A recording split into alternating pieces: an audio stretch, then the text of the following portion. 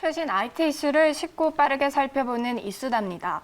전 세계 10대들의 마음을 사로잡은 짧은 동영상 공유 앱이 있는데요. 바로 틱톡입니다. 오늘은 틱톡에 대한 얘기를 해보려 합니다. 틱톡은 국내에서도 인기가 상당히 많은데요. 그런데 틱톡이 때 아닌 매각 논란에 휩싸였습니다. 지금 잘 나가는 서비스가 매각 이슈라니 좀 의아스러운데 특별한 이유라도 있는 걸까요? 네, 바로 이 앱의 개발사가 중국 회사인 바이트댄스이기 때문입니다. 다들 아시다시피 현재 미국과 중국은 지금 엄청난 냉전을 펼치고 있는데요. 이 잘 나가는 틱톡이 도널드 트럼프 미국 대통령의 심기를 건드린 것입니다. 트럼프 대통령은 틱톡과 같은 중국산 서비스나 제품이 미국 사용자들의 데이터를 몰래 반출하고 있다는 이유로 이 미국 내의 개인과 단체가 틱톡과의 계약을 할 수 없도록 하는 행정명령을 최근 내렸습니다. 그리고 미국 내에서 서비스를 계속하려면 다른 미국 회사에 매각을 하도록 종용을 했는데요. 바이트댄스 입장에서는 한창 잘 나가는 앱을 눈물을 머금고 팔아야 하니 억울함도 보통 억울함이 아니겠습니다만 재선을 앞둔 트럼프 대통령의 기세가 지금 소술대로 솟아서 이를 어길 수도 없는 상황입니다. 네, 사실 틱톡이 사용자 데이터를 무단으로 획득한다는 논란은 계속돼 왔습니다. 클립보드에 복사해 놓은 정보를 임의로 열람한다는 지적도 이어져 왔죠. 하지만 문제는 만약 데이터를 반출하는 것이 가장 큰 문제라면요. 그냥 이 부분만 제재를 하면 될 텐데 매각까지 하라고 강요를 한다는 점입니다. 맞습니다. 하지만 트럼프 대통령이 중국과 관련해서 제재를 가하고 있는 것이 틱톡만 유일한 것은 아닙니다. 중국의 대표적인 통신장비 업체인 화웨이는 작년부터 제재 대상에 오른 바가 있습니다. 그리고 최근 우리나라 통신사인 LG U+도 화웨이의 통신장비를 도입하는 것과 관련해서 미국 내에서 구설수에 휩싸인 바가 있습니다. 그리고 중국의 대표적인 메신저인 위챗도 이번 행정명령의 대상이 됐습니다. 이처럼 많은 중국 회사들이 미국 내에서 제재를 받고 있는 이유는 트럼프 대통령과 중국 간의 힘겨루기와 함께 미국의 개인정보 유출에 대한 우려, 그리고 아마 이게 가장 큰 이유가 아닐까 생각이 되는데요.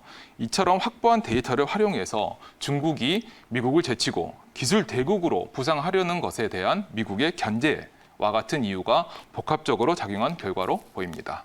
이렇게 복잡한 상황이라면요. 틱톡 매각에 향방을 가늠하기도 어려울 텐데요.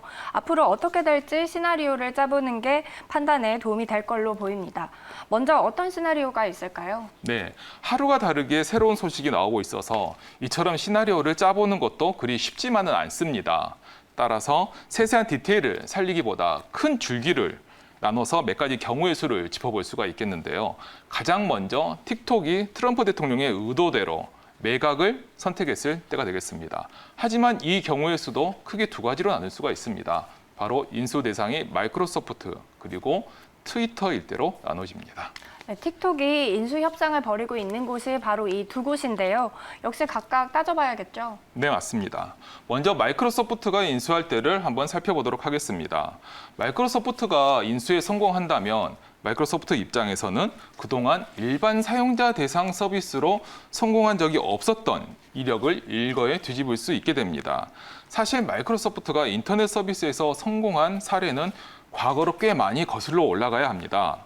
2000년도 초반에 인터넷 포털이었던 MSN과 그리고 지금은 인터넷판 카카오톡이라고 할 수가 있는 MSN 메신저가 가장 최근 사례입니다.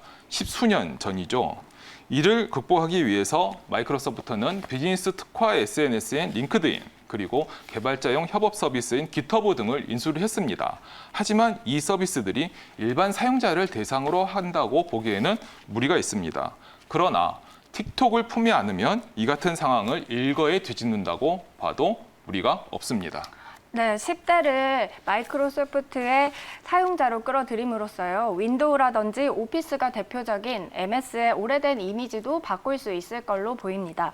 트위터는 어떨까요? 같은 SNS라는 측면에서는요. 트위터 쪽이 더 시너지가 날 수 있지 않을까 생각이 되네요. 맞습니다.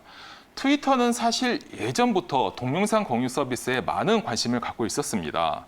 트위터는 지난 2013년에 바인이라고 하는 6초짜리 동영상 공유 서비스를 내놓은 바가 있어요. 이 바이는 사실 틱톡의 모체라고 봐도 무방한 서비스입니다.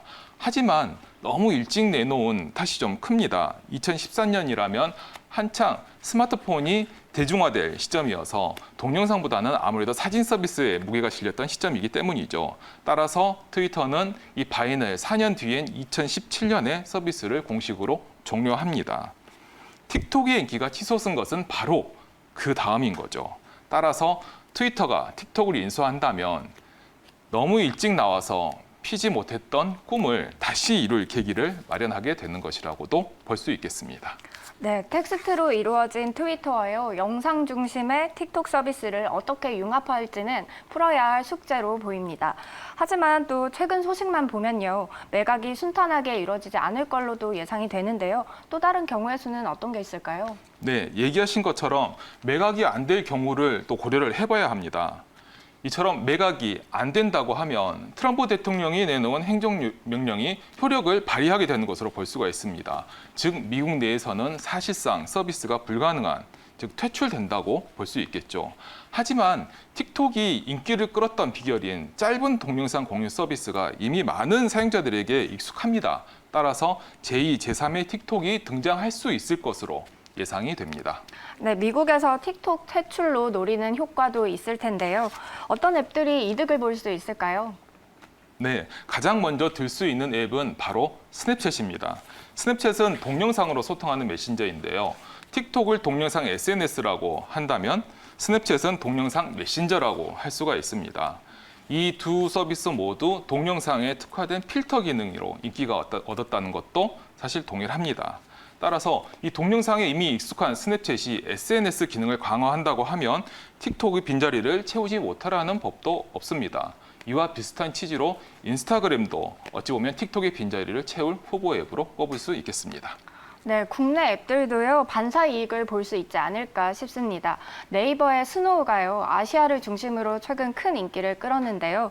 또 3D 아바타를 내세운 제페토 앱 역시 최근 10대를 중심으로 인기를 끌고 있습니다. 틱톡이 금지된다면 이 같은 앱들 역시 해외에서 수혜를 좀 더 빨리 볼 수 있겠죠? 네, 맞습니다.